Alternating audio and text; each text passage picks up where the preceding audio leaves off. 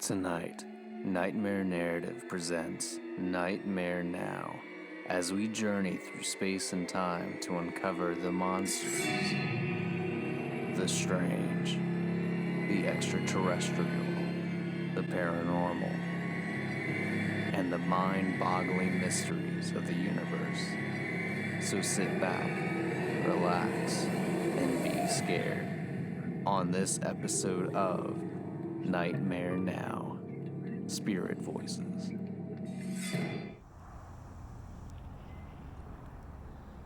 So here I am at Yorktown, Virginia, a place known for war, death, and suffering. A place where I also recorded one of my first EVPs on this YouTube channel. This is where I recorded that unexplained sound that most paranormal researchers call electronic voice phenomenon, otherwise known as spirit voices. Paranormal investigators claim that using a voice recorder, you can sometimes hear the voices of the dead. Since spirits no longer have a physical body, the theory goes that the spirit instead uses their energy to electronically manipulate sound into a form that resembles speech. Electronic voice phenomenon can be traced back to when Thomas Edison was quoted as saying, "If our personality survives, then it is strictly logical or scientific to assume that it retains memory, intellect, other faculties, and knowledge that we acquire on this earth. Therefore, if we can evolve an instrument so delicate as to be affected by our personality as it survives in the next life, such an instrument, when made available, ought to record something." After the invention of recording devices for music and speech in the early 1900s, people began to claim to hear the voices of spirits. In 1949, Marcello Bacchi of Italy began recording voices on his old tube radio, where people would come to talk with their dead relatives. Another account was Father Ernetti and Father Gemelli of Italy were recording their Gregorian chant on their magnetophone when it kept breaking. Exasperated, Father Gemelli looked up and asked his deceased father for help when a voice he claims to have been his father answered from the magnetophone saying, "Of course I shall help you. I am always with you." One of the most well-known EVP researchers of the 20th century was a Swedish opera singer, painter, and film producer named Fredrik Jurgensen. His interest in electronic voice phenomenon was sparked one day in 1959 when he recorded the sounds of birds singing in a forest.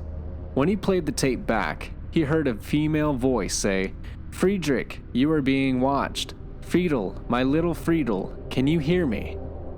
It was the voice of his dead mother.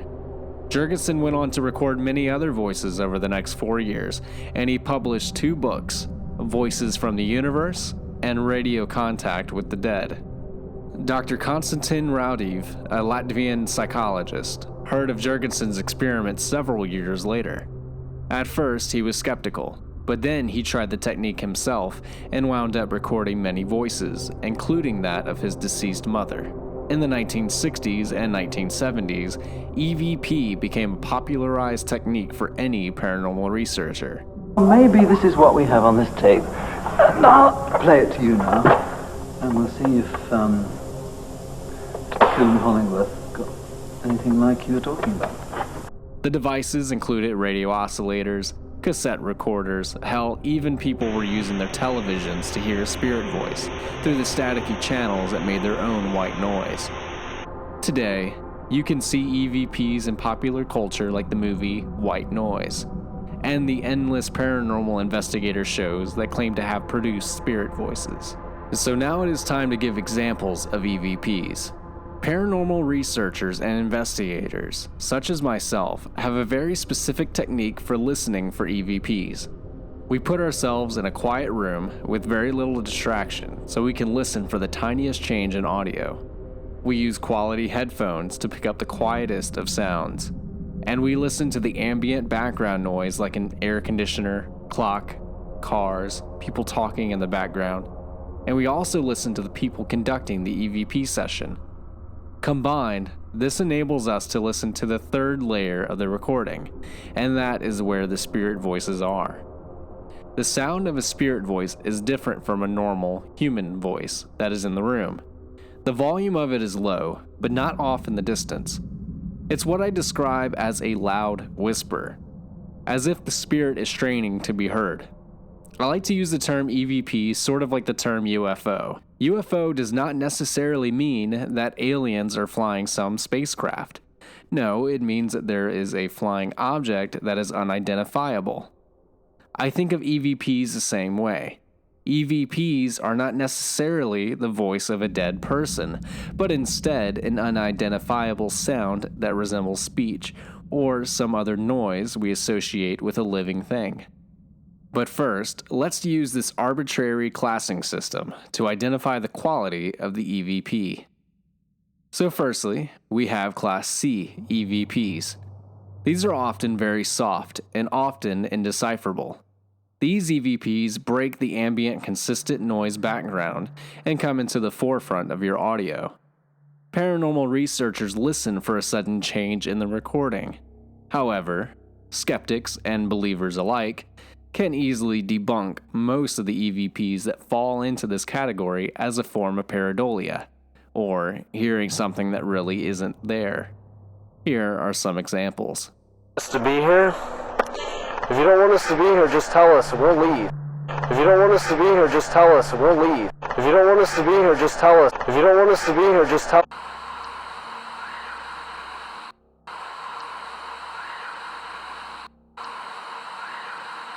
The son was basically homebound, morbidly obese, basically homebound. Then we have Class B EVPs. This is the category that most EVPs fall into. These voices are fairly loud and clear, and most of the time can be heard without headphones. It sounds like a distant echo of a person. This category is where some skeptics will say, "Oh yeah, I hear something, but that's not the voice of a dead person." But usually this class of EVP can be heard by almost everyone. Skeptics can then claim it to be a reasonable explanation, while believers will claim it to be none other than the voice of the spirits.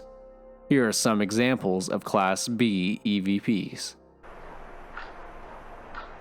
I just noticed how loud the clocks are.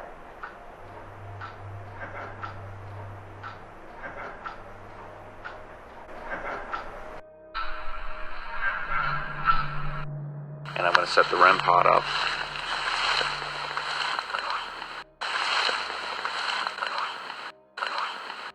Then, the ultimate class of EVP that any investigator will search most of their life for.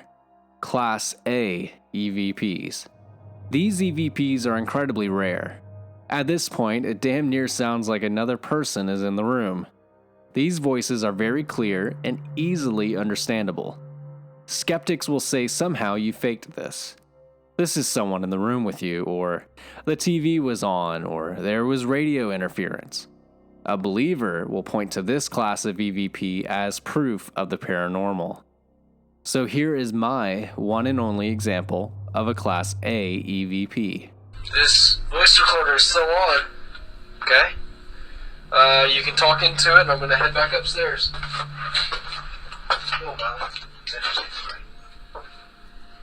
Voice recorder is still on, okay? You can talk into it, and I'm going to head back upstairs.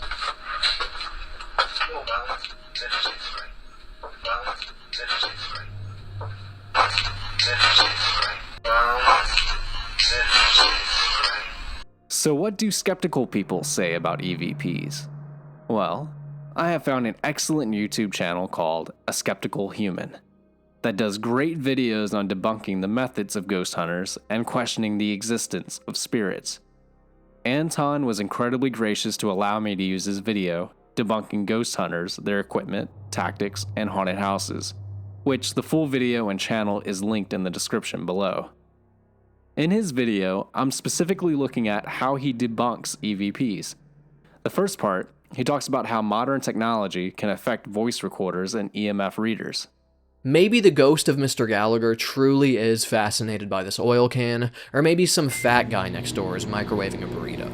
Since there are so many possible sources of EMFs around these people, the idea that detecting them proves the existence of ghosts is downright laughable. So, to be funny, in our most recent investigation with Virginia Paranormal Investigations, I set my voice recorder next to a microwave, and we tested the EMF field a microwave gives off. Oh, Right jeez. next to it. That's 67, right? How could there be so much difference? Wow. And then now it just went off and went down to 0. But I guess that just shows that the microwave, it doesn't give off, it gives off a strong field, but it's very close. Yeah, because now I'm at 1.2 Yeah. and it was like at 1.5. Right, so it doesn't reach back here. Right. So it makes you wonder, like with the digital voice recorder, how's it gonna, you know what I mean? Like if the EMF detector isn't picking it up from that far away, why would the voice recorder? We'll see. Because the voice recorder's on. I didn't put mine on. We'll see. We'll see. As you can see, microwaves typically only have a certain radius of EMF energy they give off. But I didn't care too much about that, as I was interested to see if something as simple as a microwave could give you a false EVP. And yeah, it did. Here it is.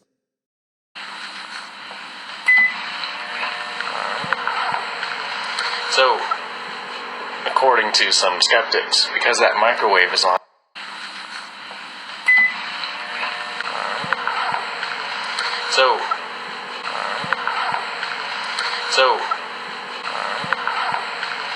So, I am not claiming that this EVP is paranormal in any way. However, an irresponsible investigator would claim, "Look at this, proof of ghosts." No, calm down, that was just a microwave. And pareidolia made you hear what sounds like an old lady gasping. So let's move on to the rest of Anton's video. But Anton, it's not just electromagnetic fields that they're detecting. Sometimes they'll capture audio recordings of them communicating with the ghost. Oftentimes, the recordings don't sound anything like what the ghost hunters interpret them as. A great example of this comes from that same episode of Paranormal Lockdown. It's like the same thing we heard. I'll get you. I'm sorry, but that sounded nothing like that. It was literally just an ambiguous chirp of audio. And somehow what this guy hears is "I'll get you." Listen to it again in isolation and tell me what you hear. This just doesn't sound like a meaningful piece of human or ghostly speech to me. This guy is just hearing what he wants to hear.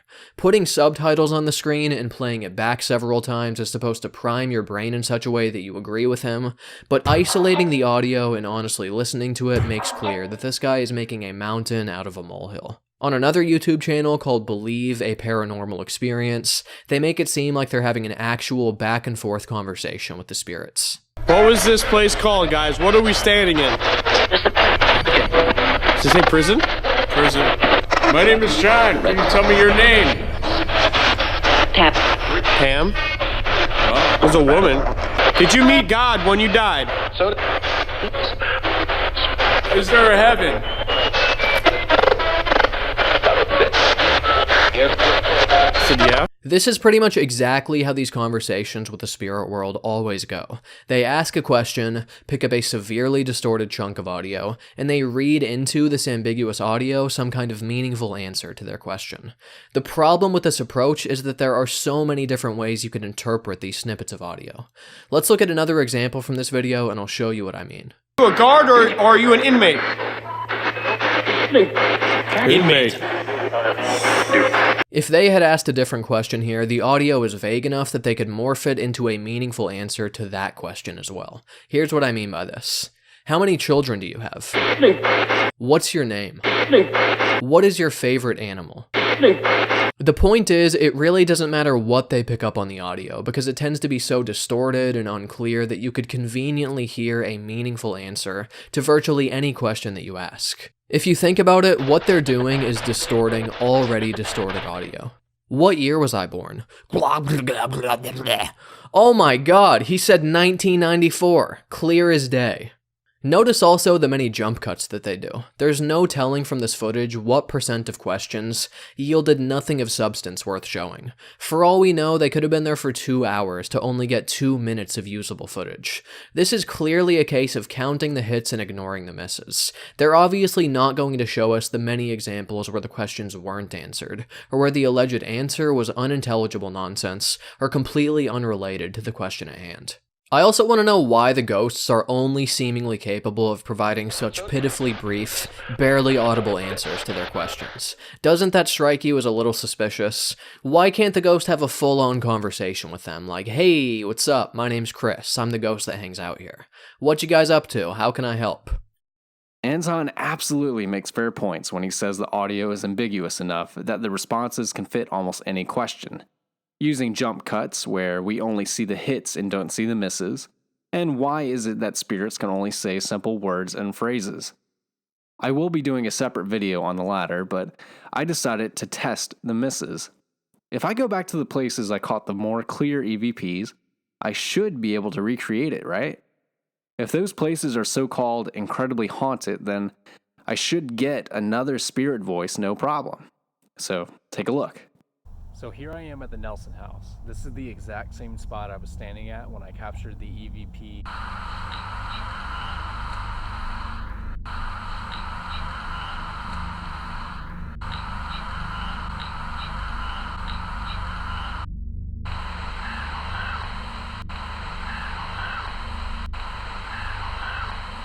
This type of EVP is something that we would call a Class B EVP. This is something that you can barely hear. It's sort of a slight whisper underneath your own voice or the ambient sound. So what I'm going to try to do is try to recreate the same thing that I got before by asking the same questions and by seeing if we can be able to get any sort of response. I'm going to set my voice recorder right here on the wall and face it outwards. So what I'm going to attempt now is we're going to leave the Nelson house and walk over to the path where the slaves came up. You can barely see it, but this is a road that leads from the water up to the street here, and then down that way, and it goes right past the Nelson house. So, back in colonial times, slaves would disembark from the ship out there on the water and would come up this same path and then walk down this street to be sold further down the road at auction. So this road has seen a lot of pain, and it has seen some death, with slaves who were not able to make it up this path after coming off the boat. So this could explain some of the EVPs that some people capture here in Yorktown. I'm cutting on the voice recorder, and I'm going to walk down this path. So this is the same path that slaves, merchants, anyone that came into Yorktown would come up. So there is a lot of emotions associated with this path. So I'm going to get to about right here and see if we can do an EVP session. So right now I'm on the path. I'm going to go ahead and use my voice recorder to see if we can record any spirit voices here. Right now it's just me. There's no other tourists around or any other people. There are some cars passing up the road up ahead. So that's the only background noise that you can be able to hear. So I'm going to ask a few questions and see if we can get a few responses. So after listening back to about 45 minutes of audio between the Nelson House and Great Valley Road, there was absolutely nothing that I would consider to be paranormal. The next place I visited was my parents' basement in order to recreate my most clear EVP. I was dumb, and I filmed most of it at my chest, so I'll skip most of the uninteresting video. So I was standing in the same spot 9 years ago when I caught this EVP. These are the stairs that I was walking up when you hear me say, "Come on, Milo." Then after that, you hear a clear, what sounds like another person's voice saying, "That's his friend." First, what I'm going to do is do 10 minutes of an EVP session. I'm going to have the mic sense completely on high, and I'm going to have the noise cancel off. So if there's any ambient noises, we'll be able to hear it. So what I'll do is I'll listen to the ambient audio as I'm reviewing it, and I'll kind of rule out the air vent, the TV, my parents walking around, any other noises that there could possibly be, and try to find a noise that's in between that and myself. So I'm going to go ahead and start it with a 10-minute session on high, and I'm going to leave this recording so that way you guys can be able to see exactly what it is that I'm doing. My name is Will, and I've lived here for about 20 years. And the last time that I was here and did an EVP session like this, you said, "That's his friend." So what I want you to do now is communicate with me. Let me know that you're here. With this, I can be able to hear exactly what you're saying. If there's anyone here right now, please come to this. and talk into it. I'm going to leave it sitting right here, just as I did 9 years ago. I'm going to give you the opportunity to tell me anything. It's my cat running into the back. So right now I don't really feel anything. I don't feel like I'm being watched. I don't feel like there's another presence in the room, as a lot of paranormal investigators might say. Spirits, when they interact with you, whether it's touching you or speaking into a voice recorder or doing anything that would seem paranormal, it only happens for a few seconds. There's maybe like a minute window long where they're able to interact. So usually when you start to feel a type of presence being here, that's when you'll start getting those types of responses, the type of activity. So right now I'm not really expecting to get anything. Okay, so I've been doing a voice recording down here for about 5 minutes with the settings on low. So what I'm going to do is I'm going to recreate what happened previously. I'm going to walk up these stairs. I'm going to let whoever is down here know that I'm going to head upstairs. They can talk into this voice recorder, okay? So if there are any spirits down here, I'm leaving this voice recorder right here on this paint can. So I'm going to head upstairs now. You can talk into it, say whatever you want. So I'm heading back down into the basement. Okay, I'm going to go ahead and turn this off. After 20 minutes of audio in the basement, there was absolutely nothing that I would consider to be paranormal. In my opinion, there are more misses than hits. That's why ghost hunters stay at a location for anywhere from 2 to 8 hours at a time, just to maybe get 5 seconds of something that they would consider to be paranormal. Ever since I recorded that voice in my basement, I have been a firm believer in the paranormal. And there is no persuasion from a non-believer that will ever change my opinion. However, I do consider myself a skeptical believer. Believe it or not, people can lie. EVPs can be faked. EVPs can be explained in a rational way. Do I believe that the microwave EVP was the voice of a spirit? Absolutely not. Because the logical reasoning for it outweighs the paranormal reasoning. For me, the recording outside the Nelson house is an example of the paranormal outweighing the logical. Me and the other person did not hear anything that sounded like that EVP at the time. There were no other people, and no other things around us that could make that noise. So, in the absence of explanation, I resort to the paranormal as an explanation.